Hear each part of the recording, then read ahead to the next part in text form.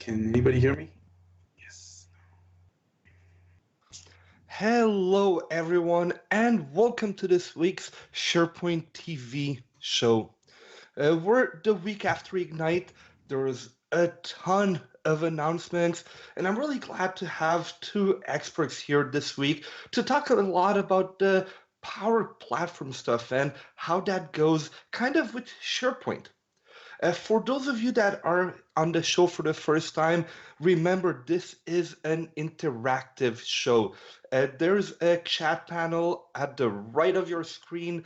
Please ask questions. We're going to ask them whether they're about SharePoint, Power Platform, or anything you throw at us. We're going to try to answer them together. We have quite a lot of content, quite a lot of things to talk about today.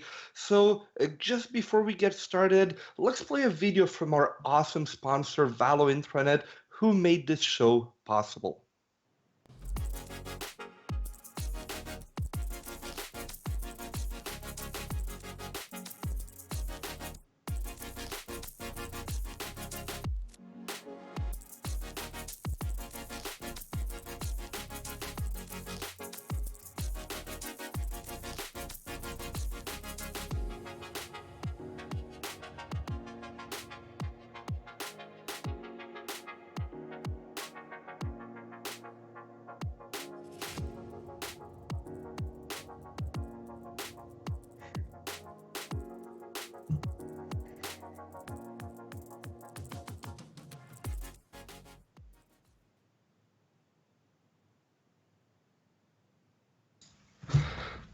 Awesome.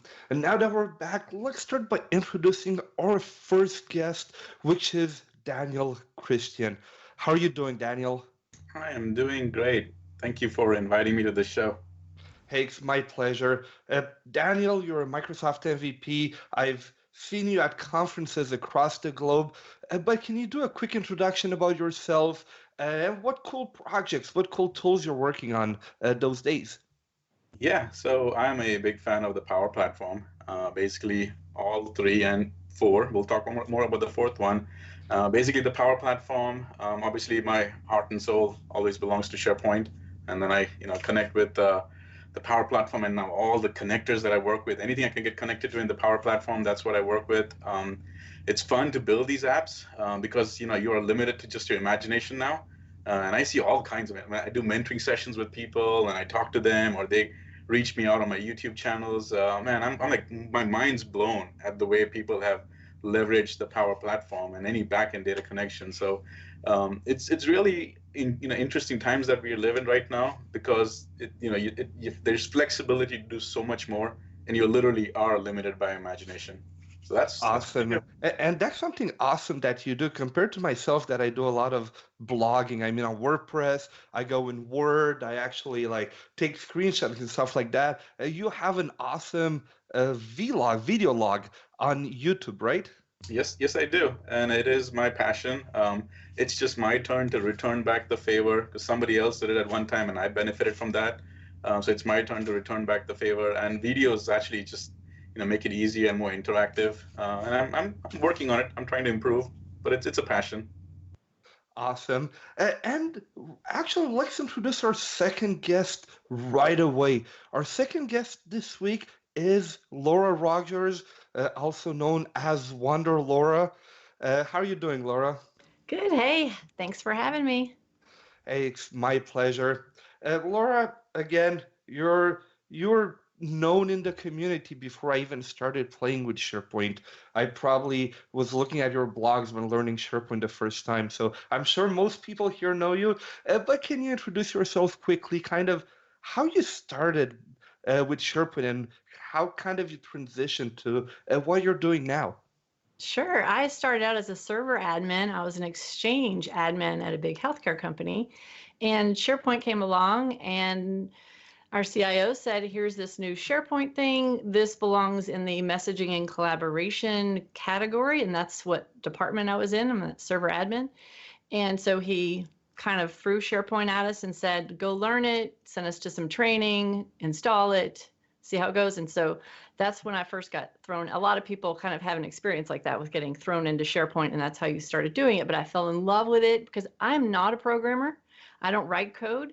So I fell in love with all the awesome, fun things you can do with SharePoint without needing to write code. And so one of those first things was InfoPath forms back in 2000 InfoPath in 2003 and well, not in SharePoint 2003, but 2007 and 2010, especially when workflows started coming out. I started having a blast.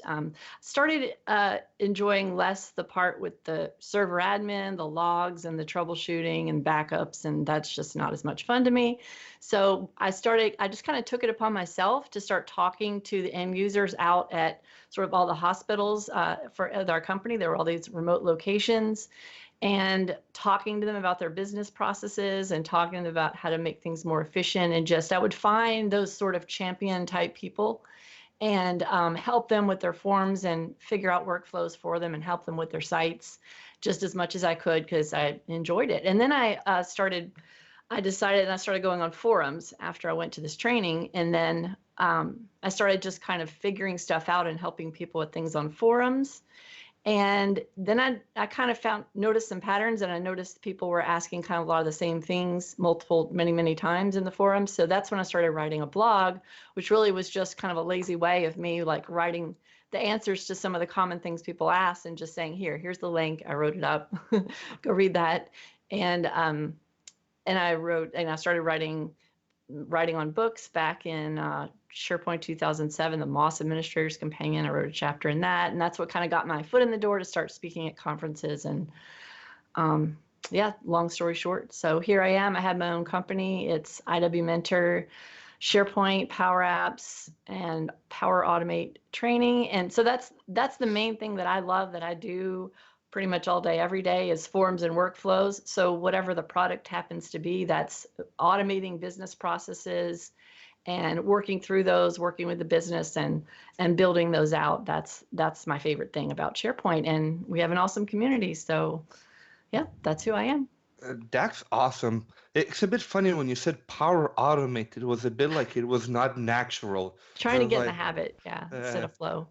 Power Apps and Power Automate.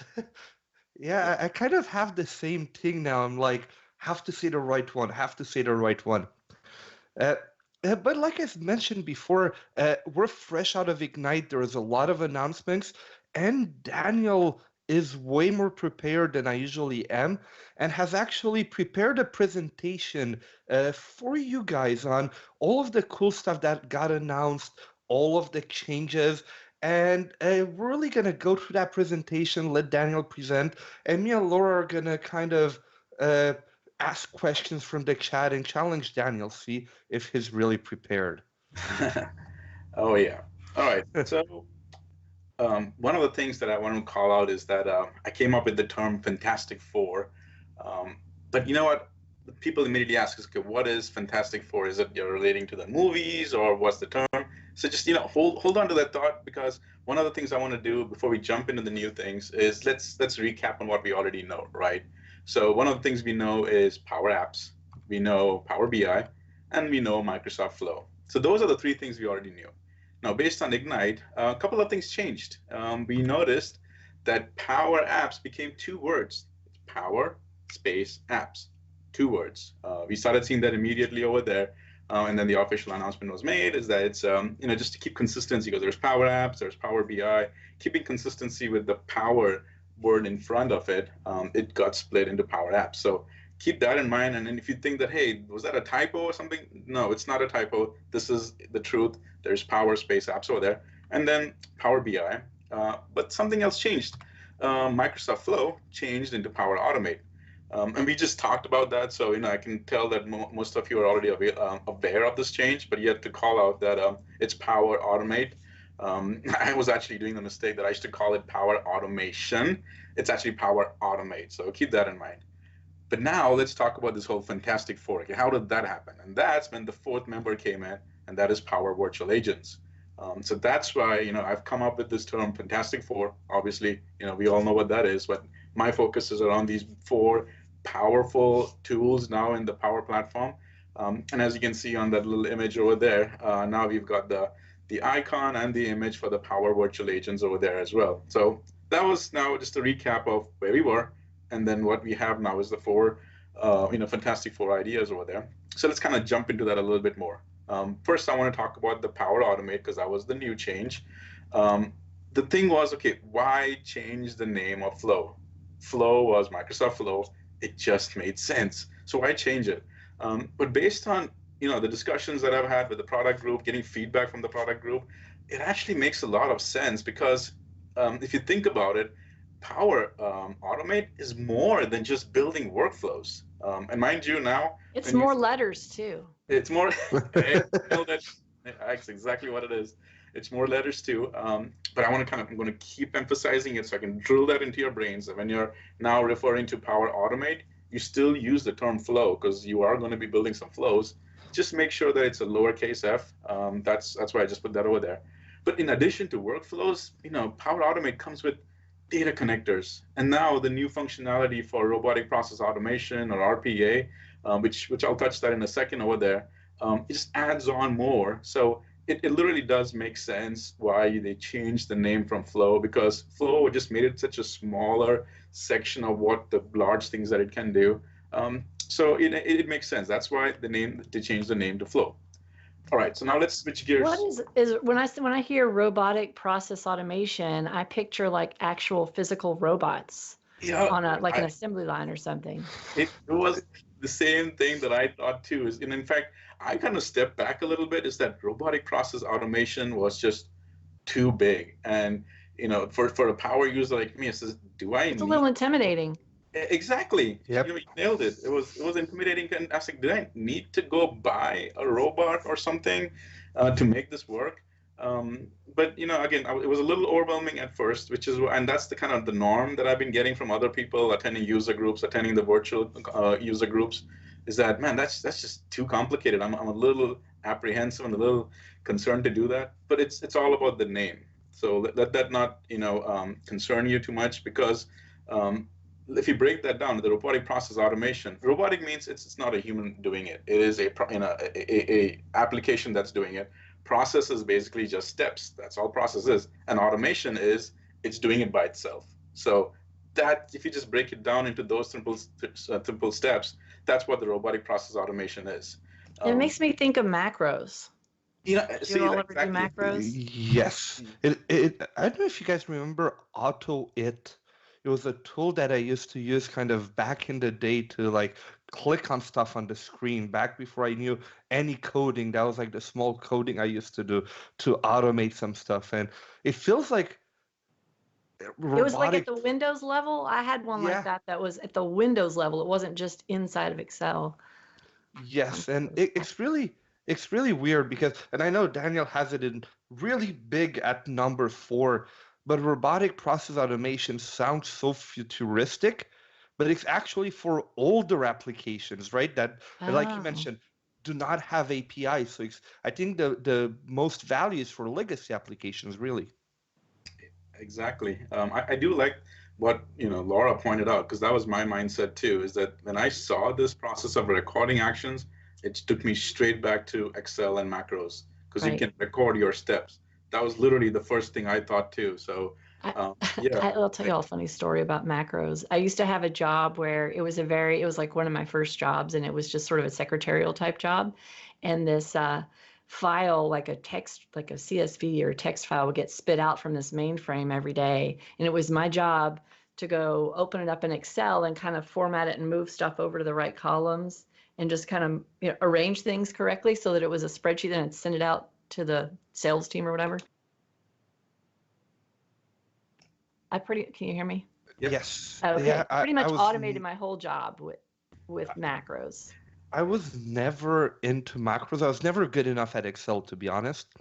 There's really people I look up to, and you know, there's those Excel wizards that you have in each company that you have no idea how, but like you said, just automate everything with Excel, and they have those crazy formulas and stuff like that, and I'm like, wow, Yeah. PowerShell is so much easier than what you did in Excel there. Let me Yeah. go back to Just get to work PowerShell. and you push play and then it's like, psh, done. Yeah. Done. Pretty sweet. Yeah. So it's like, flow is going to be capturing. So all those little macro actions that you're doing, all the clicks and things are going to look like little shapes in flow. Is that kind of the gist?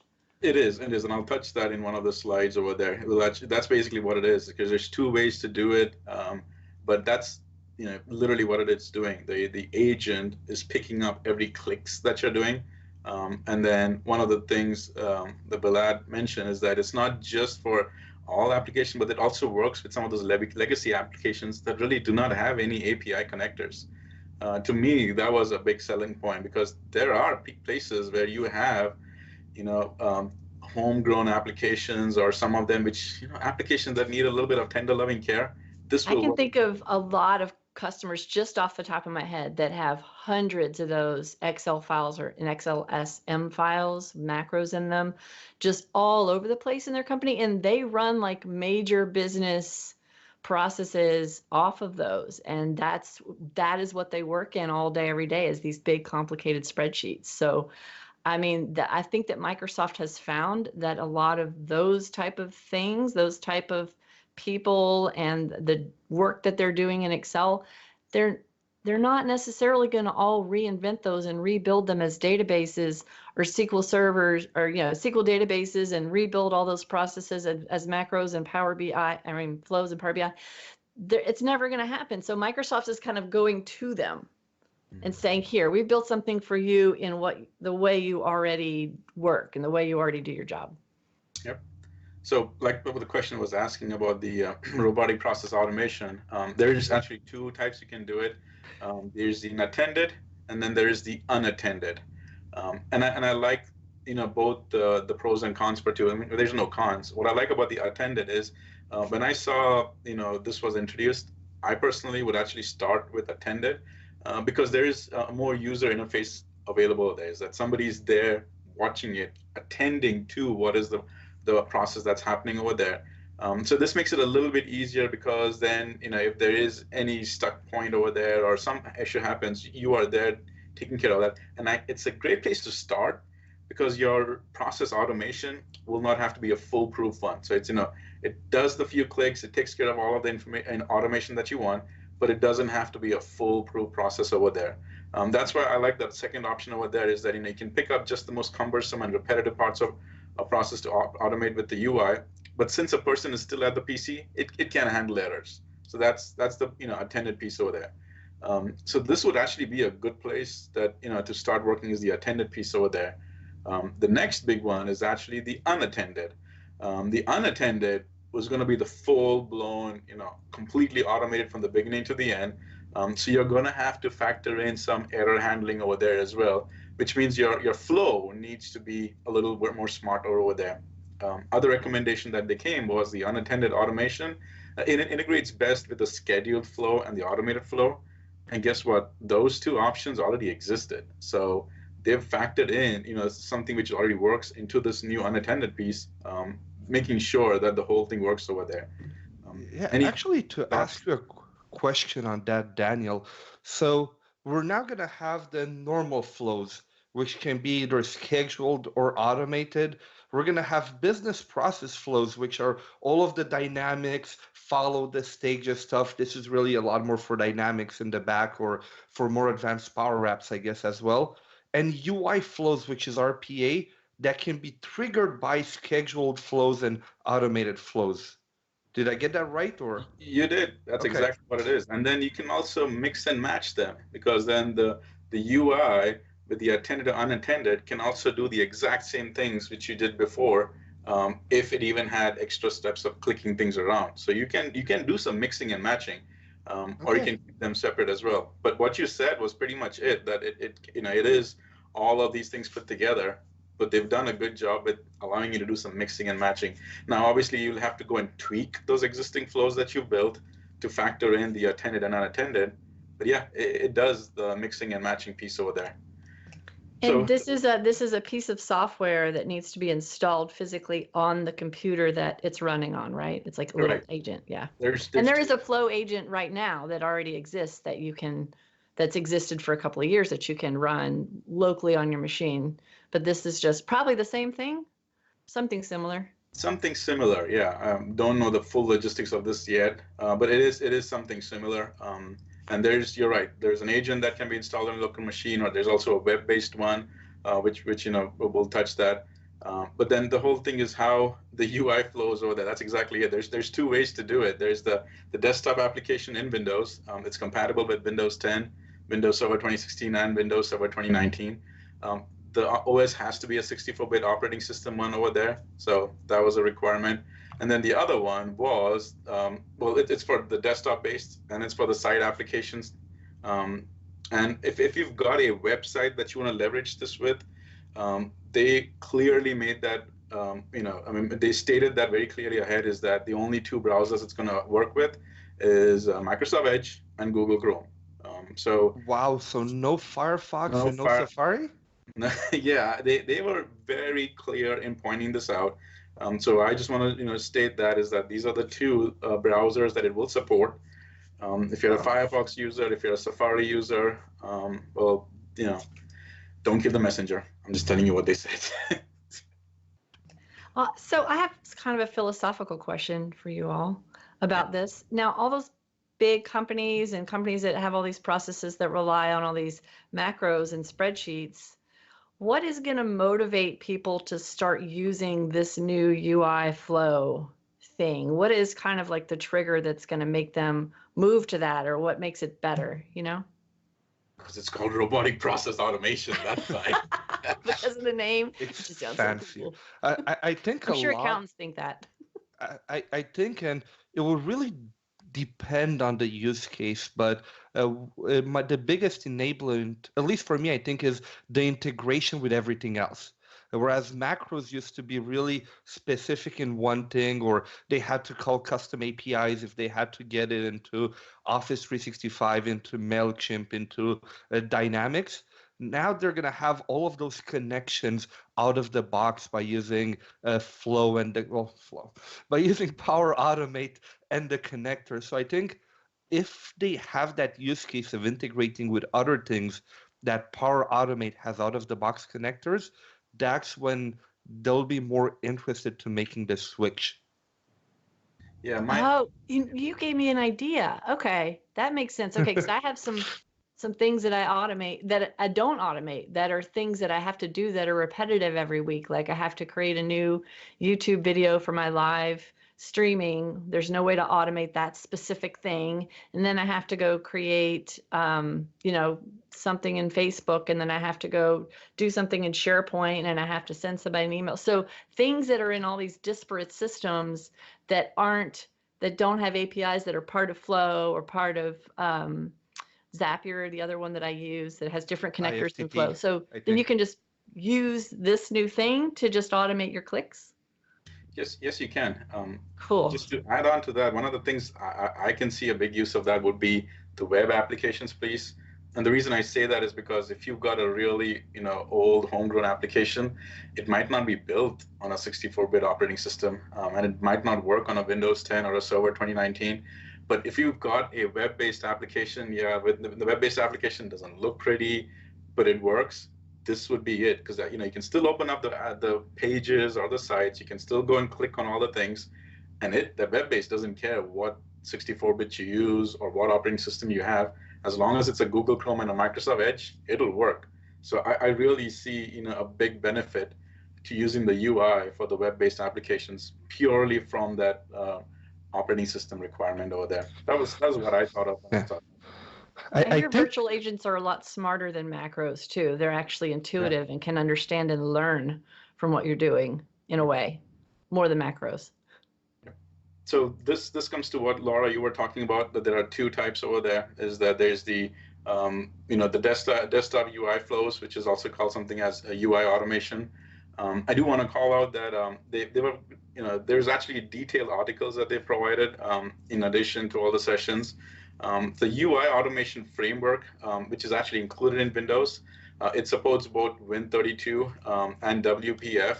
So to talk a little bit more on that, the UI for the flow actually uses an open source framework called Selenium, and that Selenium was actually a popular industry, which even Microsoft used to automate their tests and their own products over there.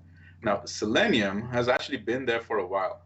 In addition, the whole concept of the Windows Presentation Foundation, or WPF, which is being leveraged, that's been there since March 2015. And the reason I found this very interesting is because I don't want people, or at least in my mindset, that, man, this is something so new and they've taken it from build testing and moved it out so fast. It was, it's something to concern me. That really wasn't the case in this thing. It's been there since March 2017. It's definitely a tried and tested method over there, and that's what they leveraged in along with Selenium to come up with the UI automation. So it's a pretty foolproof process that they've used over here to build the UI automation framework over there. All right, so any questions? just something on Selenium. Honestly, I hadn't followed that part enough. I had no idea that's what they use in the back, but I know that Selenium can also be used with PowerShell. I've seen a lot of blog posts about it, so it's really a more general framework, like you said, kind of a tested framework that can be called from different types of applications. So if you're more of a PowerShell person, you can also use Selenium to automate some of the things as well. There's a bunch of great blogs on it, not by me, of course, but there's a bunch of them out there on the web. Yep. I do, then you just made a good point too, is that it works with PowerShell, which means it's a tried and tested way. It's something that's been there, for a few years, and they're just leveraging that. So I like that they're building the UI framework based on a really solid foundation, which is that Selenium over there. All right, so I want to kind of switch gears a little bit. We talked about Power Automation flow with the lower F. Now we're going to switch over to Power Apps over here. So there were some neat Power Apps. Sorry, thank you for reaching that Do we have out. to pause in between it now? I almost feel like I should say Power, wait for 1 second, Apps, kind of just to say Power Apps. In fact, I keep catching myself making that mistake again, where I just, don't even type it in. So it takes a while. But that was... On social media, I'm totally hashtagging and keeping them smashed together. I don't care. Social media. Yeah. Well, yeah, that's how it works over there. Have you noticed that the tag also, it's not MS Power Apps, it's not just Power Apps. That also has changed over there. But yeah, the hashtag I still use Power Apps over there for that. So a couple of announcements that were made on Power Apps is the ability to leverage CDS views for advanced filtering and sorting. This actually is there in your tenant right now. If you already got open up Power Apps and you've got CDS over there and your CDS entities have some views, you can go right now and test this. I was able to test it as well, that, connect to a CDS, and on the right side over there, you can actually see any of the views. So what this helped me was that all the filtering and sorting is already done before you even add that to your gallery. So it was definitely, makes it easier. And I'm all about that, making it easier. Hey, Daniel, can you in 30 seconds explain CDS? I think a lot of people, especially that are a bit more SharePoint focused and build stuff only kind of for SharePoint, don't necessarily interact with CDS. So I think kind of an introduction to that would be awesome, since I don't use it much as well. So I also want to learn. Yeah. So for SharePoint, definitely, and you'll type in the chat window too as he's doing that if you use it or not. I'm curious. Just think of CDS as a place to store data, common data service. Think of entities as your SharePoint list. That's the table where you go ahead and save, all the data. Entities also have columns, same way as SharePoint has columns. So Common Data Service is actually a service where you can go ahead and create entities like tables and store all your data over there. It comes as a package deal along with the, with the Power Apps plan. So if you've got that Power Apps, then you already come with the backend functionality to create as many of those CDS entities or tables available over there. Another neat thing about CDS is that they've already come pre-built with several type of entities over there. Simple things such as employee information, simple things such as customer information, all of that, which, they've already thought of so many ideas and so many ways that you might have to build CDS entities to save all of that. In addition, they've taken those CDS entities and already connected them in the back end with some relationships so that they understood that if a user comes in and they're going to use a CDS in a table or an entity for just customers, for receipts and all of that, they've already connected those in the back end. So it makes the pulling of all that information into one app a lot easier. But that's a little bit more advanced. For SharePoint people, think of CDS and their entities as SharePoint and lists, a place to store data. And in entities, there are out-of-the-box ones like templates, or you can go ahead and make your own customized entities, go ahead and create views. That's basically the 30-second view of it. Awesome. Thank you. You're welcome. So that was it. Views can go ahead and be pulled in, and this is something which is already out. I was able to test it on my tenant, right at the Ignite time over there. Now this was huge, right? Because this was from the SharePoint document libraries. So SharePoint with the customized forms was already there on a SharePoint list, but they're going to bring this out on SharePoint document libraries as well.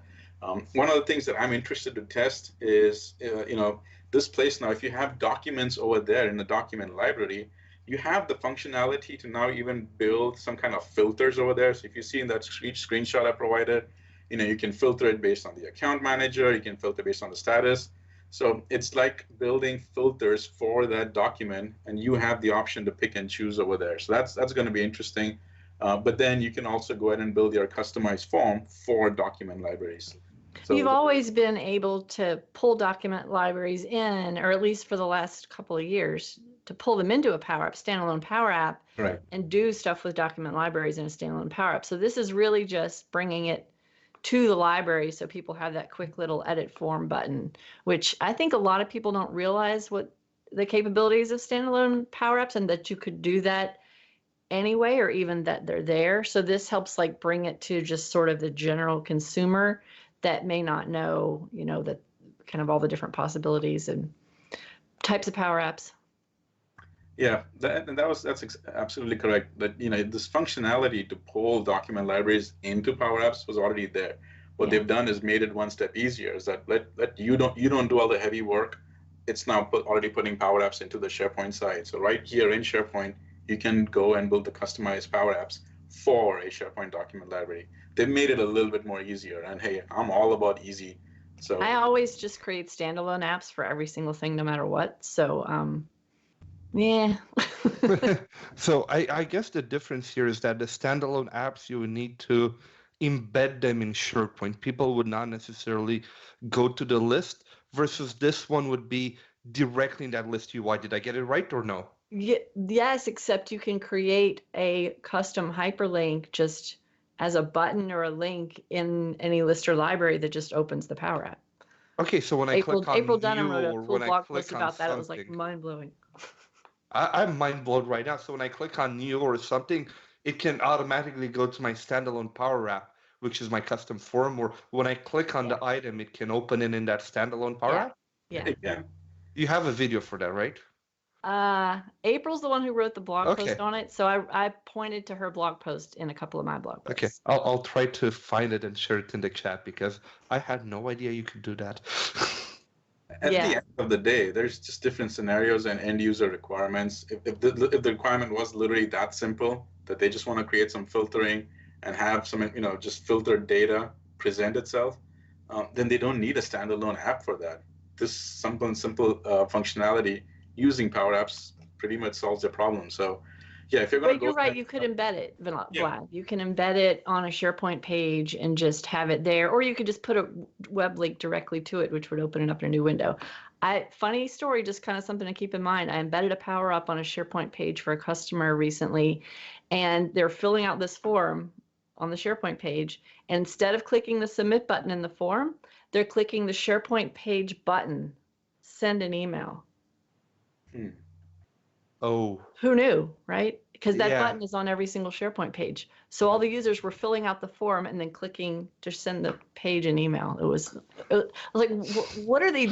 Okay, yeah. So y'all be aware that users will click buttons no matter what it is, and there's a button there. You sort of make it bigger and a different color. I just took it out of the embedded page and just gave them a link Okay. directly to the Power App. So that solves it. So the next thing was also in an integration of the Power Apps in Teams, and obviously this is off a SharePoint topic, but what they did do was they took the Power Apps, the Power Platform, and now you can go ahead and, with the plus sign, click it over there, not just a link, but you actually have the widget to apply the Power App over there. So now if you see the process returns thing over there, that app is actually a Power App, and you can go ahead and directly apply, hitting the plus button over there, and apply that widget for Power Apps on that directly into Teams. So there again. We have a really good question in the chat window about CDS. So rewinding a little bit, can I make CDS available in Office 365 Search like SharePoint lists? Office 365 Search. If you're there's a whole bunch of other things, other sub questions to that. Ah. The Office 365 Search by itself doesn't leverage CDS over there. So simple answer to that is no, it doesn't do it right now. But just keep in mind that if you're thinking of only Office 365 Search, all you have is your Office 365 E3 or E5, then CDS doesn't even come into the picture. Yeah. I wonder if that will be a connector with Microsoft Search, because from at least where I see Microsoft going is Office 365 will be kind of a connector to Microsoft 365 Search, to which you'll be able to connect a bunch of different things. And I'm not sure. I think I see Laura saying like, no, that's not it, Vlad, you're far.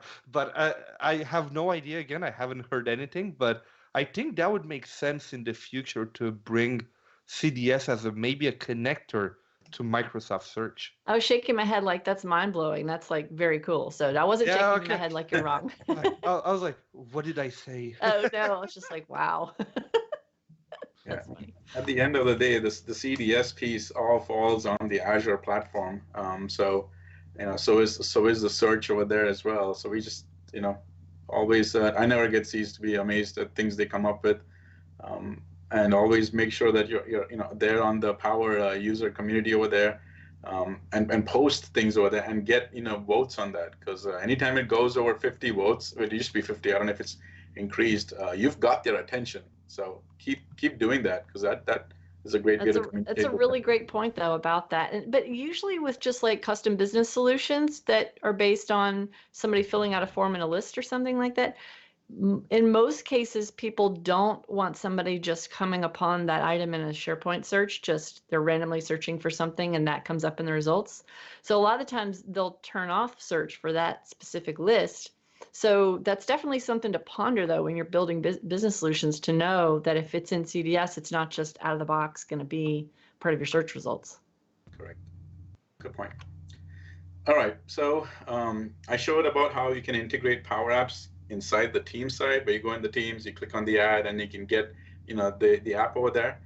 They've also made it easier where if you are in Power Apps, if you click on the ellipses or the three dots over there, you have the option to go ahead and now add that to the Teams. And I want to spend a little bit more time on that, because right now on my video over here, it shows that when you click on the app, add Teams, it downloads a zip file. Now this is not just any zip. That zip can be imported as a Teams app. So let's think about that. They've made it so much more easier that now when you click on the add Teams over there, it's already done all the heavy lifting to package that zipped file as a Teams app. And then after you've got that zip file, you go into Teams over there and you import a Teams app, and that app is your Power App over there. Do you have to be an admin to do that, or does your admin need to enable stuff for you to add? I think it's called sideloading apps when you upload the zip like that. Is that the term? On the Teams side, I'm saying yes. On the Teams side, you need to have that level of permissions to import apps as well. The Power App side, as long as you are the app maker, you will get functionality over there. Okay, so as an app maker in Power Apps, you can download it, and if you don't have the rights, send it to the Teams admin and be like, hey, we need this for whatever reason, make it available for everybody in Teams. Say that after you've taken the Teams admin for lunch. It usually works. Yeah. Good tip. Good Always, always pay beer to your admins. Exactly. Exactly. It's a good tidbit over there. All right. Couple of more things that made it easier, both for the for the Power Apps making things, admins, as well as the Power users. And so these sections now are going to cover that. Test mode was something that caught my attention for troubleshooting. You can go ahead and now, do actually put your app in a test mode, and it records your clicks and actions, and then you can replay them just to see what it is that you thought it would work, but it came out a little unexpected. The test mode is really great to capture that. And then you can do the test mode manually, capturing it, or you can even automate that by recording it on the Power Automate side. So the test mode was actually pretty good in not just replaying the actions, but it really helps you in troubleshooting that over there. And I don't understand. Is that something that you hand to an end user to do? Or so what's the difference between you clicking and seeing what you're doing versus it recording it?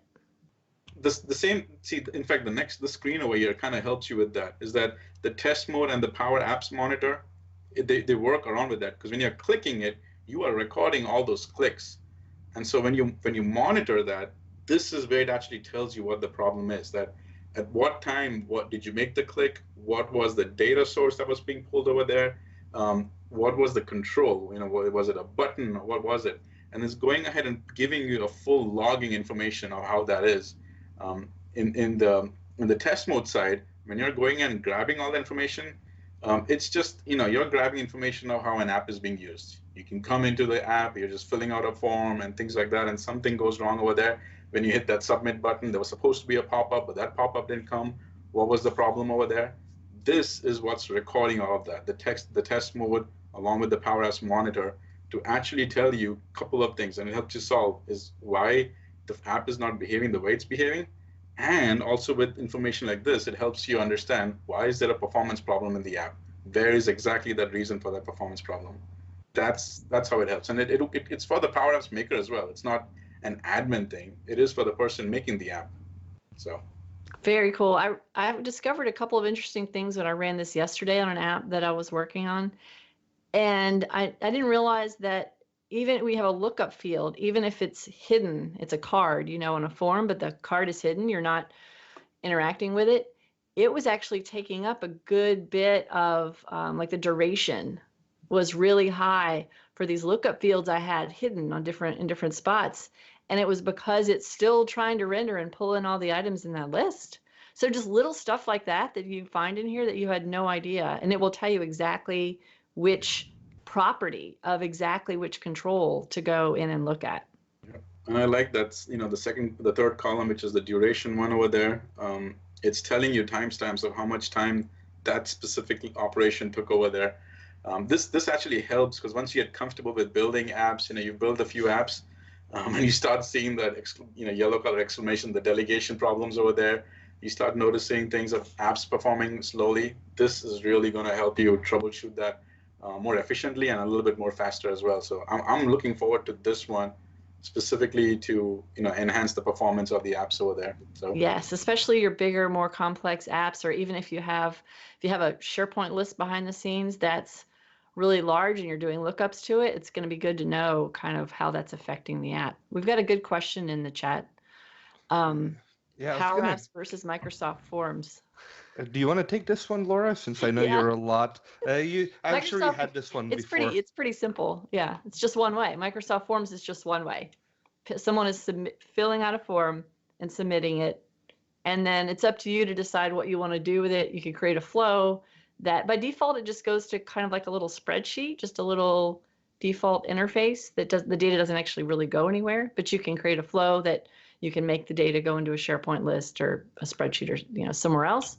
But yeah, but they can be anonymous, which is a cool thing about them, but they are only one way. No one is ever going to click on an existing Microsoft form to go edit it or anything like that. So that's the big thing. That's the big main difference. Microsoft Form in a way is like SurveyMonkey. Would that be a fair thing? You simply collect information and then you save it somewhere for survey purposes, for whatever reason, but only to collect information, not to interact with the data. Right. It's a competitor of Google Forms. Okay. Awesome. I hope this answers the questions in the chat. Yeah, and then the admin center has an expanded app analytics. Basically, it just helps you to understand a little bit more about Power Apps. And what they did was they give you a little bit more breakdown of the apps that you have and how the apps are actually being utilized. More breakdown was on the unique users, how many times it was launched. If you see on the right side, it even gives you a breakdown of the devices that were being used, breakdown of the player version, the country. This is not new. The app analytics piece for Power Apps was there. They've just added a little bit more, more analytics piece to it. The one question that I get asked a lot is, can I have access to this data to build my own Power BI report? Because if you go and you click on that analytics, you'll actually see a Power BI report being used. And they just say, can you have access to that data? And no, you do not have access to that data yet. There are ways, though. There's actually solution packages already available to start recording this data and save it on your own CDS work.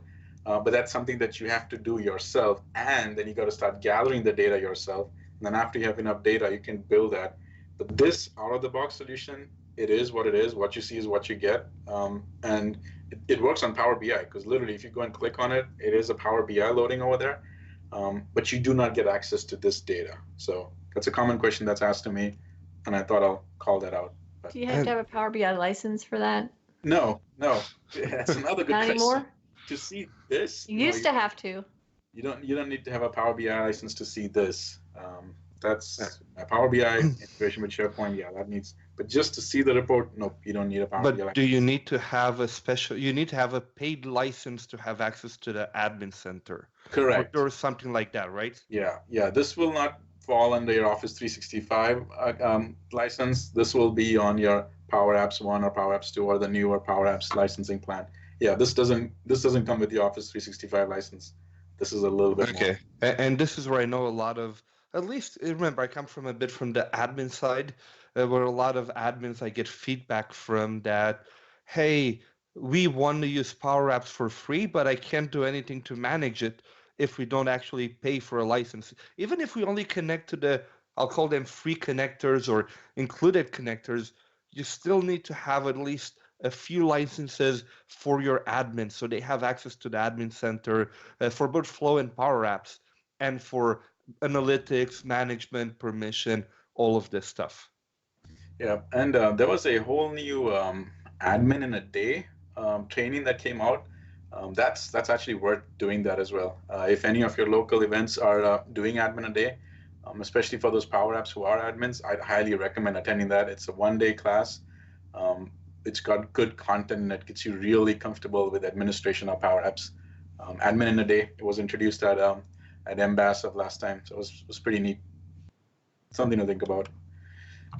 Okay, this was pretty interesting. It caught a lot of people's attention, especially Power Apps users who've been using it for like 6 months or so. Was the granular level of data loss preventions for admins using PowerShell. And one of the concerns people with PowerShell is, oh man, that's just too much PowerShell coding.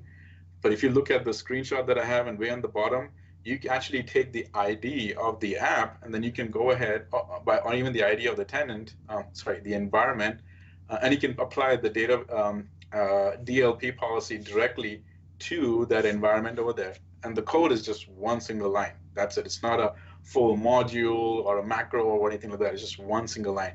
But here is what caught my attention, is that you can now block specific connectors even in the default environment. And we all know who's been using Power Apps for 2 years or heck over 6 months or something. The default environment has always been a very dicey topic because you come in and default environment is an open playground for everybody else. But when I saw this, that you are able to now do DLP, data loss prevention admins, even at the default environment level, that caught a lot of people's attention. So I'm really happy that this thing came out. That's huge. As well. Yeah. It is. It caught a lot of people's attention because administration and just the default environment, It's an open playground for everybody. But the product group heard that, and granted, it has to be done through PowerShell level, but they made that PowerShell command pretty simple. It's not a full administration macro type of a thing that you got to run. It's just a one-line thing over there. So that really caught my attention. And so in the end, sorry, Vlad, I was going to say, for those admins out there, if you don't know PowerShell yet, you have to learn it. Not because you're in the cloud now, there's no more servers, you don't connect to Windows Server anymore for SharePoint, that you're done with PowerShell. It's more important than ever. There's so many controls, just like this one, that are PowerShell only. Microsoft might or might not bring them in the UI after, but you need to learn PowerShell. That's how you get access to the cool, shiny new stuff on the admin side. So it's a must. Absolutely. And then finally, in the end, these were some of the the key points. We knew about this since they were already in preview. They just finally announced it during Ignite that these are all now in GA or general availability. Definitely portals, guest access, Power Apps components, Power Apps components with framework. All of these are available. The one new one, which some of you may not be aware of, is the Azure AD authentication for SQL. What that actually means is that when you make a SQL connector, you can actually use an Azure AD account, whatever service account that you may have on Azure AD. You can use that now to authenticate connecting to that SQL table. That was actually a new thing that was announced over there. But all the other ones on the tops, they were already under private and public preview. They finally went generally available over there. And then the Power Apps components piece, Power Apps components, that'll be available early of next year. So all in all, actually, this was some of the big announcements that were made in Ignite over there for the Power Apps. We touched the Power Apps and the Power Automate over there. They did have some new announcements on Power BI side over there, but we kind of focused it around the Power Apps and the Power Portals over there. Awesome. Well, thank you for preparing this, Daniel. I see we have about 7 minutes left. So actually, I want to talk about a topic that I've seen in the chat today, and we've seen quite often in the community as well. With all of the stuff coming up, we've been talking about CDS, we've been talking about Selenium, we've been talking about RPA. Is the Power Platform still for power users, or has it become a thing where you really need to be a developer, you really need to have a lot of tech knowledge to actually get the most out of it? Maybe Laura, you can start with this one.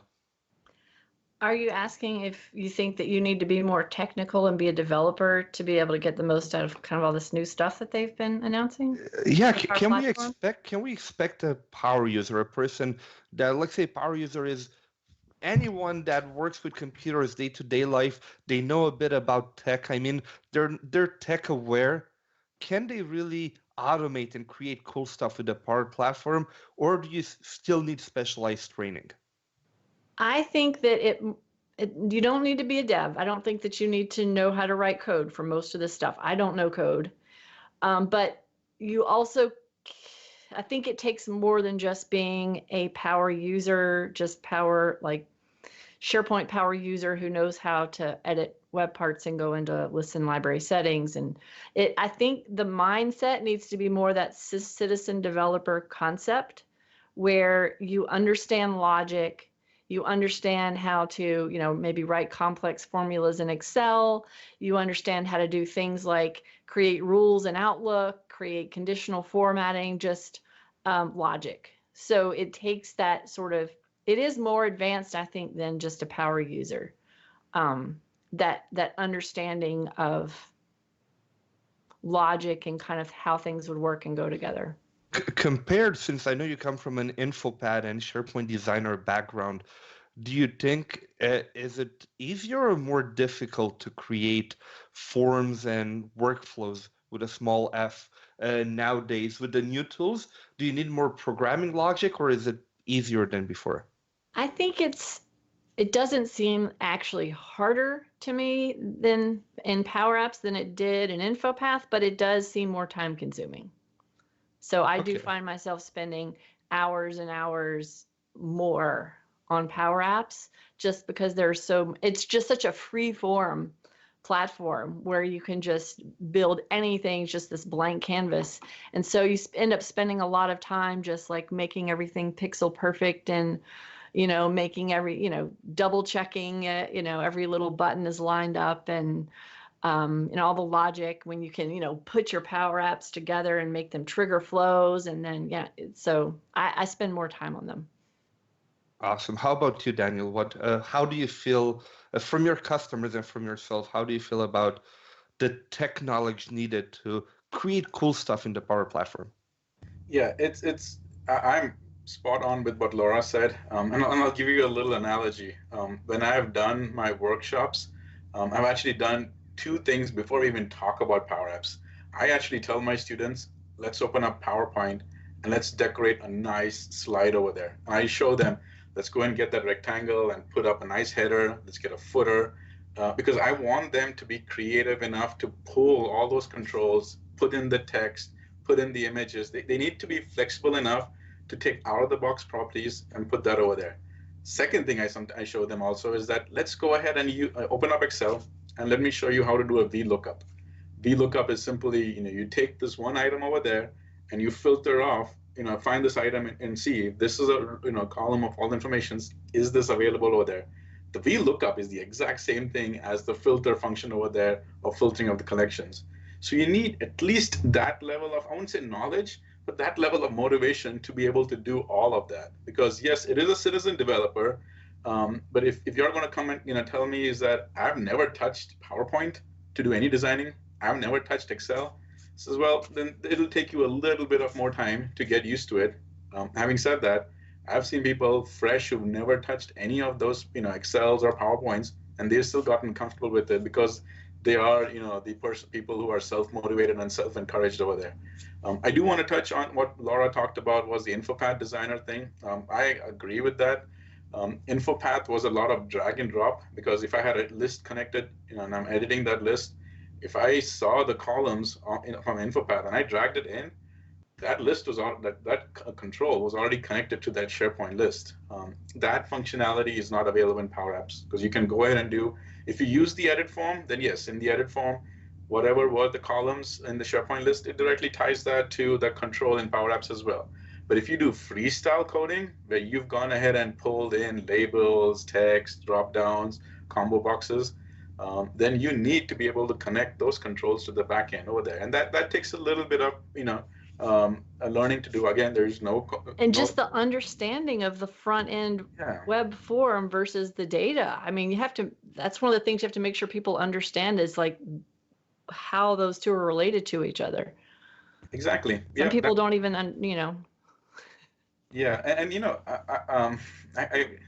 the concept when Microsoft announced that Power Apps and Flow is the successor, I really like that they were careful in using the term successor, because it's not a replacement.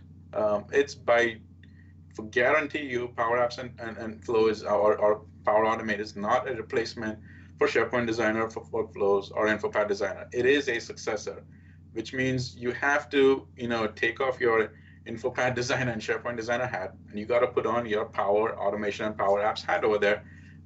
There is no migration tool, not that I'm aware of, for that. You got to build it and use that as an opportunity to do some rebuilding, cleaning up over there. But Laura, I 100% agree with it, is that it's a little different. But if you are an InfoPath user, you already fall into that category of designing and building and doing rules and doing conditions. You will adopt Power Apps pretty seamlessly. Trust me, there's already two of us, Laura and myself, who are ex-InfoPath, and I'll admit, I still have to do InfoPath work every once in a while. But adopting it's painful, isn't it? Now it kind of is, just because of the web interface, and I'm so used, like InfoPath, when you go and pull the controls, it's on the right side of the screen. Power Apps is on the left side of the screen, so I'm like constantly going back and forth. Anyway, that's a whole different discussion altogether. But again, if you're an InfoPath user, I think you can adopt Power Apps pretty fast, because at the end of the day, if you have the motivation and the logic, adopting Power Apps is just another tool. And I'm very confident on those people, ex-InfoPath people who adopt Power Apps. Awesome. One last question. I see we're at the top of the hour, and maybe in 30 seconds, we had a question. What are the difference between Power Automate and Logic Apps. When should one use one or the other? And maybe Laura and then Daniel, we can answer this one before we're done. This way I can say I answered everything in the chat. I have no idea. I've never used a Logic app. Well, that makes Daniel have 45 seconds now. Yeah. He was going to drink some water and take a break. I had to take a sip on that one over there, and I promise that is water. But the logic apps would be the way to say that if flow actions and conditions do not have everything that you want, then you got to go to the next level, which is logic apps. Logic apps can let you do a little bit more dev work to automate more stuff to get exactly what you want if all those flow conditions are not work. So my takeaway from that is that the flow or the power automation is definitely your end user, everyday power user. But when you go to logic apps, there is some dev work involved over there. But the two relate with each other. You can build logic apps and you can call that into power automation. And that relationship is pretty sweet. Awesome. Thank you, Daniel. Well, thank you actually both of them for taking the hour for showing us what's new at from Ignite and also really talk about everything Power Platform. I think even if we kind of started talking about the new stuff from Ignite, we even covered a lot of the basics of what I'm always going to say flow, what Power Automate, what Power Apps can do in the back, and the basics of those technologies. And I personally learned a lot from this show, and I'm sure everybody watching did as well. Before we announce next week's guest, let's take a look at a quick video about our producing sponsor SharePoint conference and it's actually made by Laura and learn about SharePoint conference. Who knew about SharePoint conference 2020? I'm Laura Rogers and I live in Birmingham, Alabama. Why should people come to SharePoint conference? Well, first of all, to learn, of course, but it's not just going to sessions and learning. It is immersing yourself in the whole conference and letting it just be a whole experience for you. Most people that I know that use SharePoint Online in Office 365. And with Office 365 comes a plethora of other products. Anyone who is in a role really having to do with any of those products in Office 365, Microsoft 365, where you are like building things day to day in SharePoint or customizing SharePoint, building sites. With the SharePoint conference, there is a session for no matter what type of role that you have, having to do with anything with any of those products. You're going to be the first to have seen a lot of the new things that are rolling out and first to learn about how they work and see it from the product team. The people that actually created some of these products are here teaching about their products. So you get to see that. There's so much excitement at this conference. You get to really be immersed in the excitement about all those new features. Come to the SharePoint conference, get immersed in the community and get to know all of us, and I'm looking forward to seeing you next year.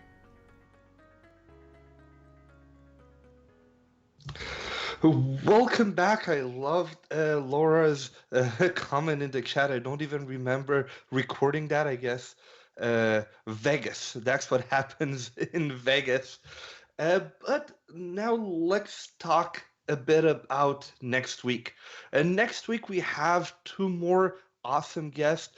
And we're going to talk a bit more about the dev side of SharePoint. So we're going to have Mark Rackley and Andrew Connell join us on the show. So we're going to talk about dev stuff. We're going to talk about Mark Rackley's favorite subjects, InfoPath and Bacon, and probably about Teslas as well. So it's going to be a really interesting topic. Remember that at the top right of your screen, you can follow this channel. This way you get notified when we go live and you do not miss any shows.